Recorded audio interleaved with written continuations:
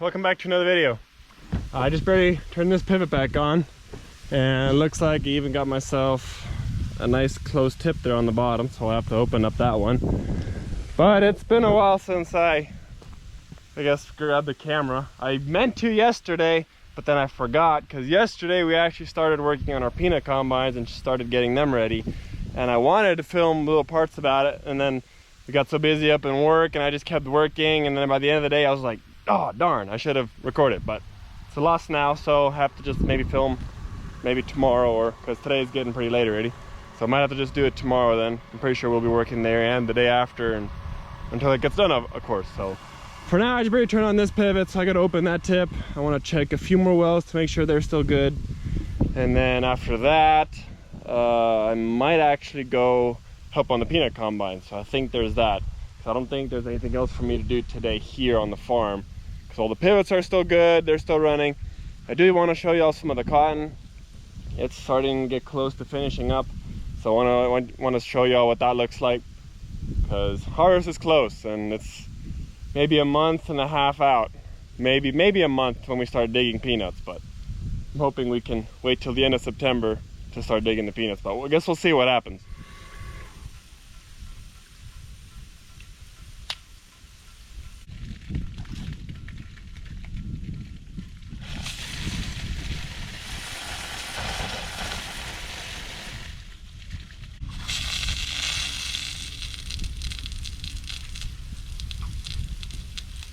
So this is the last well that I need to check up on, and as you can see, it's pumping a little bit of air. This is the new one that we made this year, and this is the one where we put this VFD panel box in.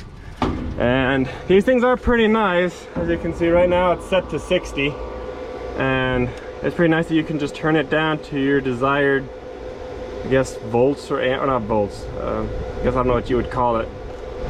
But you can anyway turn it down to exactly what you want it to. This one needs to be at 58. And then sometimes I have to turn it back down to 57. So it's been kind of iffy, but that part's nice that I can turn it down. What I do not like is, well, you're supposed to be able to program them to where they'll stay at the number you have set it to. But for some reason it doesn't do that yet. We're waiting on some sort of code where we can manually do it ourselves. But for now, it's just every time the pivot turns off, or you turn off the pivot and turn it back on, you always have to come back here and turn it back down to the right number that it needs to be.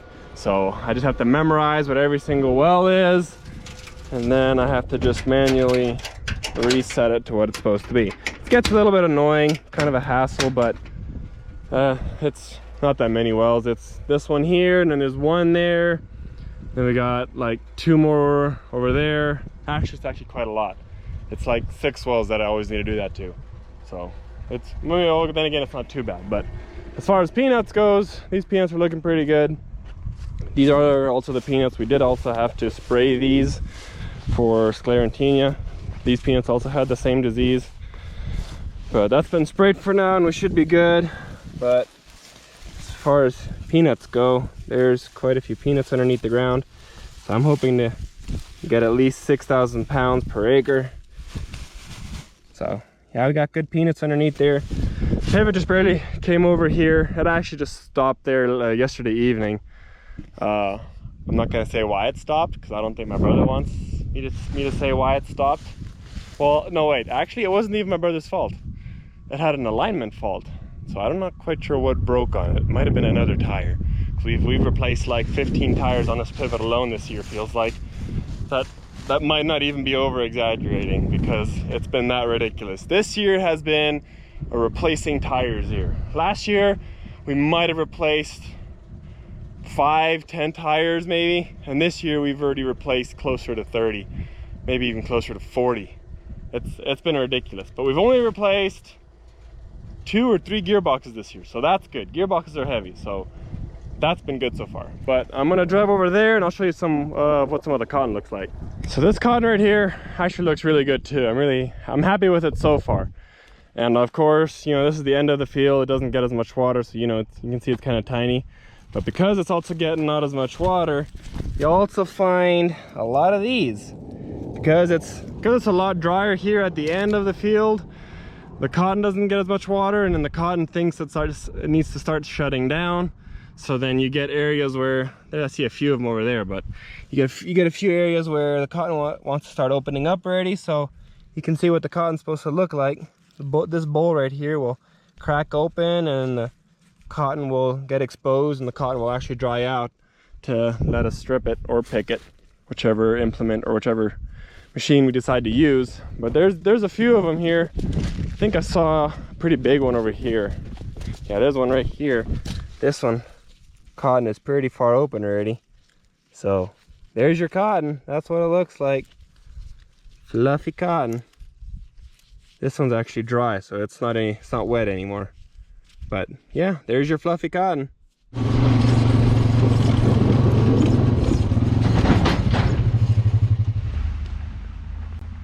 Well, you can say we've been busy. I just showed up a couple hours ago and we started doing a few things again. We got on this side, way back up in here, there was a sprocket right here that needed to be changed. And then this big gear, or not gear, this big pulley here was sitting in front of the sprocket. So we had to take that thing out of there, and finagling that thing out of there was really difficult, but we managed. We already fixed 2 bearings on here. There was a bearing behind this sprocket that was broken, and the bearing behind here that was broken. And behind here we had to take off this whole bracket that attaches to the header. So that was a little bit difficult, but we managed that too. But one combine is done. This is the last one. I'm hoping that there's not too many things wrong yet. I think we just gotta replace the front fingers here. So I think that's it for fingers. Well, I think the ones in there might need to be replaced yet, but as far as chains goes, everything else, I feel like the bearings that we're replacing now are the only ones that are broken so far from what we've checked. I'm hoping not more are out, because it's easier changing it here in the shop than it is in the middle of the field. But here soon, this combine will be up and ready.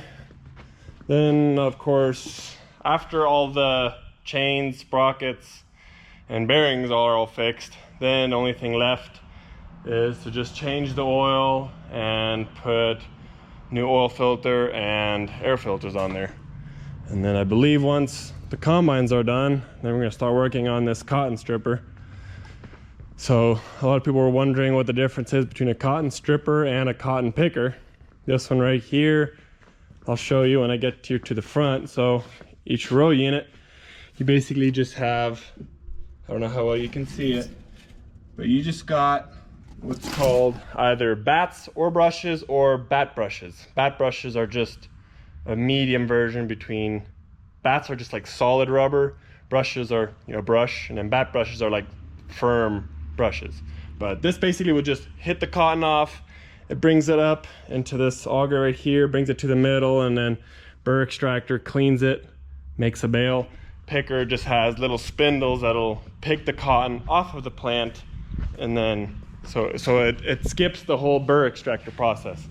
Cotton picker, you don't need that, but cotton stripper you do. Cotton stripper, you also have 8 rows. Picker, you have 6. Picker headers are also a lot heavier, but they both do a good job depending on what kind of cotton you have. You kind of need both depending on what kind of cotton you have, of course. But got a few things that we're gonna change on them. These blades go in the burr extractor themselves, so we got to replace a few of those. And then these are what I was talking, the bat brushes. These are the ones that we're replacing, putting new ones in these. And then these brushes right here go inside the burr extractor, so we got to replace those as well. Those you might have to replace, I think, twice a year, once in the beginning, then once in the middle. But the stripper doesn't have a whole lot of things that need fixing. It's also a whole lot newer than these combines, so it doesn't get as many things broken as the combines do. So yeah, I'm gonna go eat some lunch now and then come back here and continue working.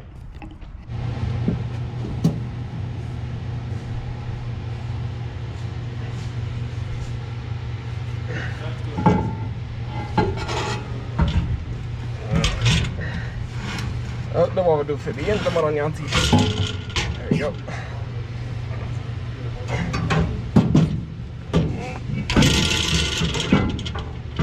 Yep.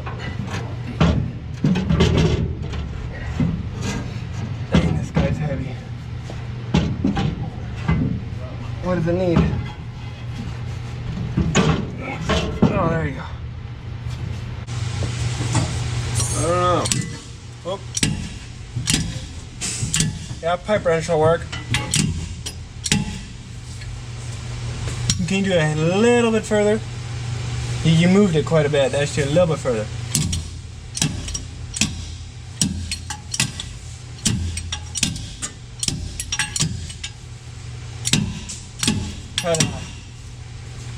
Now if you tighten it, try that. You might still need a little bit more, but let's not go too crazy.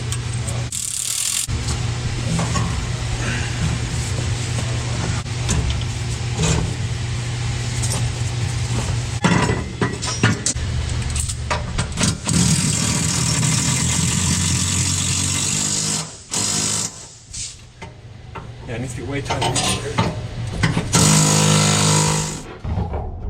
Alright, go ahead, turn it.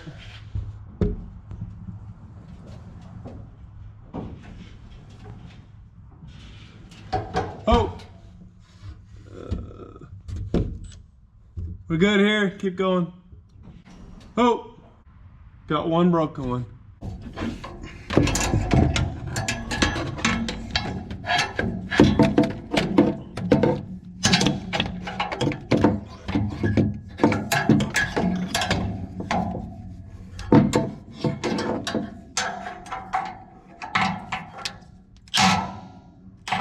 Oh, can you turn it a little bit forward? Yep. Just a hair. Oh! We're good.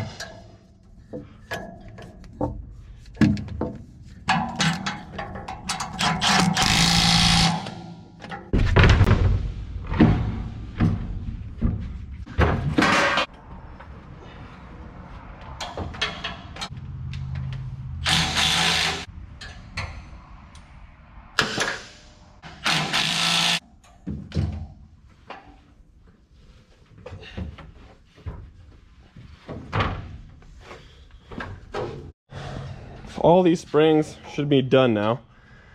We got the back roll there, which was quite difficult to get to, but we got all those, we fixed all those.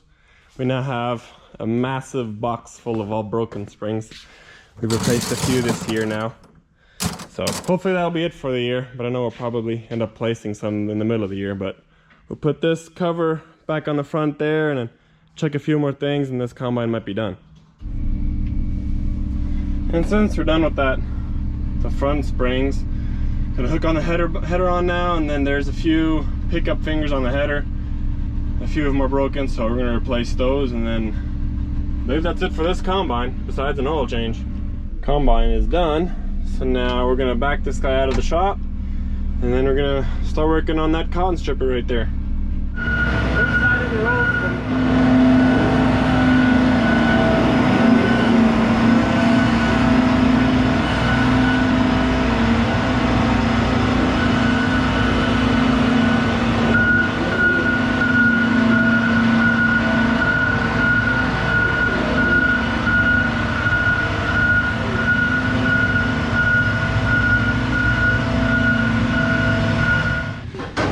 Yeah, they're a little worn out already. They're not terrible, but you know, it's always good to replace them every year. They're kind of shaved off on the top here a little bit, but I'm gonna put new ones on here. I'm taking off all of these things here, and we can start getting to work.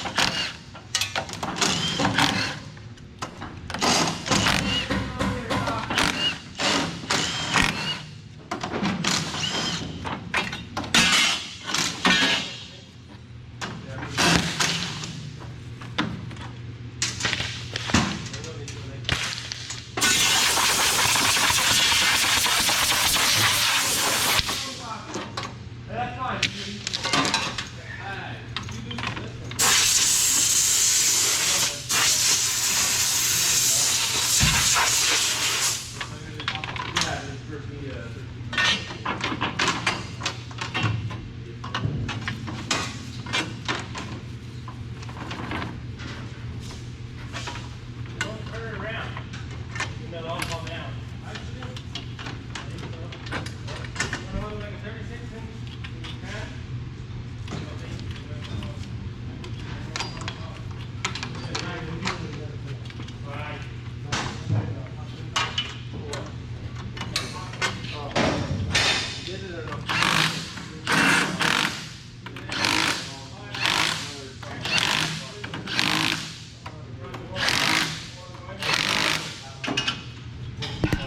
And just like that, got new brushes on there. If you look at this one, they're still pretty bad. Little holes in them. Now, got brand new ones. All right, that's gonna be it for this video. Combines are, I believe, for sure done. Actually, no, we forgot one chain on that combine that we want to replace yet, and then those combines are going to be done, besides of course oil change and replacing fuel filters and hydraulic filters. But this video is probably getting a little bit too long already, so I'm going to end it here. We're going to be working later again on the cotton stripper. We're going to see if we can get that one done today yet. Probably should be. Well, actually no, because we need a few parts from John Deere and it's Labor Day today, so we're not gonna be able to get any parts till tomorrow. So that's for now. I appreciate y'all for watching, and I'll see you guys in the next one.